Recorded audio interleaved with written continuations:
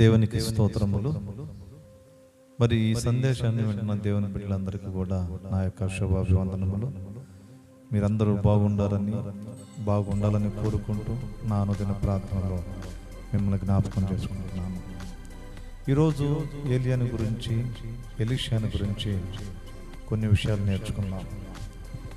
ఏలియా దేవుని కొరకు రోషం కలిగి జీవించిన ఒక దైవజనుడని, పడిపోయిన బలిపీఠాలను కట్టిన వ్యక్తి అని, యెహోవాయే దేవుడని రెండు తలంపుల మధ్యలో ఉన్న ప్రజలని ఒక తలంపులను తీసుకుని వచ్చిన వ్యక్తి అని దేవుని వాక్యంలో రాయబడింది.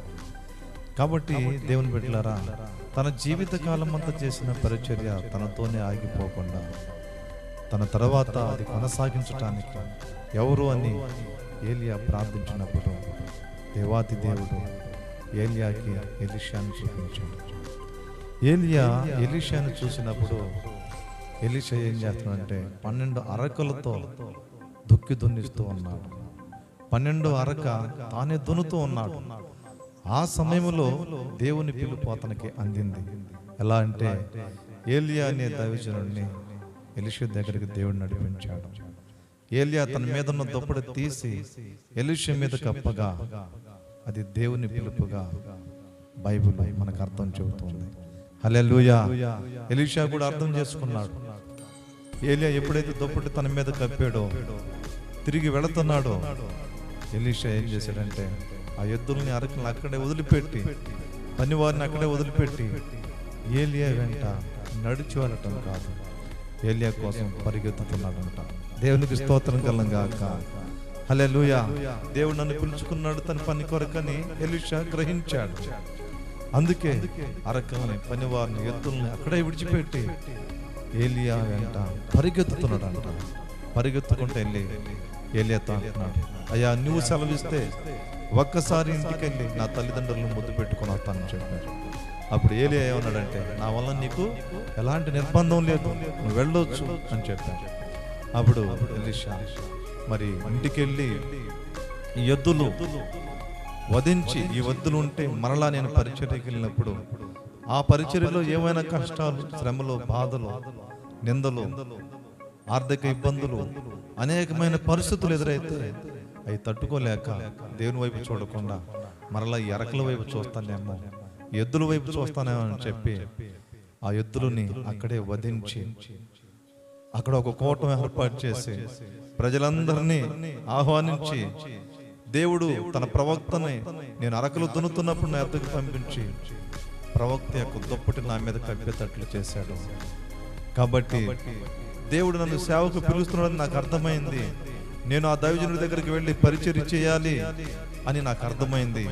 కాబట్టి నేను ఈ యొక్క ఎద్దులు ఉన్నట్లయితే మరలా నేను వెనక్కి తిరిగి చూసే అవకాశం ఉంది. కాబట్టి వీటన్నిటిని కూడా ఇక్కడే వదిలించి మీ అందరికీ భోజనం పెడతానని చెప్పి తనకు వచ్చిన పిలుపుని గురించి సాక్ష్యం ఇచ్చి ఆ యొక్క అందరికీ భోజన ప్రేమ ఏర్పాటు చేసి వారి తల్లిదండ్రులకి ముద్దు పెట్టి సంపూర్ణముగా సమర్పించుకొని ఏలియా వద్దకు వచ్చి ఉపచారం చేశాడని వాక్యంలో రాయబడింది. దేవునికి స్తోత్రం కలుగుగాక. ప్రియమైన దేవుని బిడ్డలారా, దేవుని పిలుపు ఎంతో శ్రేష్టమైంది. రక్షణ పిలుపు ఉంది, పరిచర్య చేసే పిలుపు ఉంది, సేవ చేసే పిలుపు ఉంది, మహిమా పిలుపు ఉంది, అనేకమైన పిలుపులు ఉన్నాయి.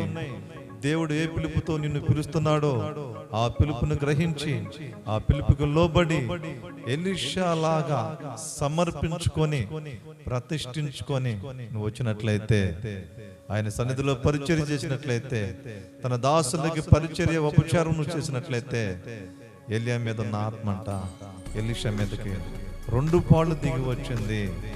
ఏలియా చేసిన అద్భుతాల కన్నా ఎలీషా ఇంకా అనేకమైన అద్భుతాలు చేయడానికి ప్రభు సహాయం చేశాడు. కాబట్టి దేవుని బిడ్డలారా, మరి ఈ లోకములో అన్ని పనుల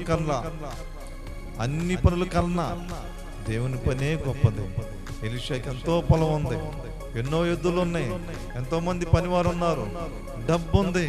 కానీ దేవుడు పిలిచిన తర్వాత తన పరిచర్య కొరకు, తన పని కొరకు దేవుడు పిలిచిన తర్వాత వాటన్నిటినీ కూడా పెంటగా ఎంచుకొని వాటన్నిటిని విడిచిపెట్టి రిక్తుకుడుగా ఎదుగో దేవుని పని కొరకై ఏలియా యొద్దకు వచ్చి ఉపచారం చేస్తున్నాడు, పరిచయం చేస్తున్నాడు. దేవుని బిడ్డలారా, ఈ సందేశాన్ని వింటున్న నీవు, దేవుడు నిన్ను పిలిచి ఎంతకాలం అవుతుందో నాకు తెలియదు, కానీ ఈరోజు మరలా నీకు జ్ఞాపకం చేస్తున్నాడు. దేవుని పిలుపుని నువ్వు నిర్లక్ష్యం చేయకుండా, దేవుని పనిని నువ్వు సులకనగా ఎంచుకోకుండా, నువ్వు దేవునికి వెంటనే లోబడి దేవుని పిలుపు కొరకై నిన్ను నీవు సమర్పించుకొని సమస్తాన్ని పెంటగా విడిచి ఆయన పనిలో పాలిభాగస్తురాలుగా ఉండటానికి ఆయన వద్దకు రావాలని ప్రభు పేరట మీకు తెలియపరుస్తున్నాను. ఈ చిన్న మాటలో మీ హృదయంలో దేవుడు నాటి బలపరచునుగాక. ఆమేన్.